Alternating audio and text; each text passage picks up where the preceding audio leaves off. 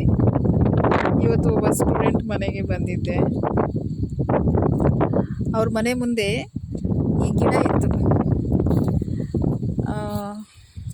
ನೋಡಿ, ಈ ಗಿಡದಲ್ಲಿ ತುಂಬ ಕಾಯಿ ಬಿಟ್ಟಿರೋದು ಇದೆ.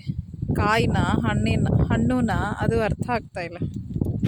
ಇದು ಯಾವ ಹಣ್ಣು ಇಲ್ಲಾಂದರೆ ಯಾವ ಕಾಯಿ, ನೀವು ಎಲ್ಲರೂ ನನಗೆ ಕಾಮೆಂಟಲ್ಲಿ ಹೇಳಬೇಕು. ನೋಡಿ ಎಷ್ಟೊಂದು ಕಾಯಿ ಬಿಟ್ಟಿದೆ.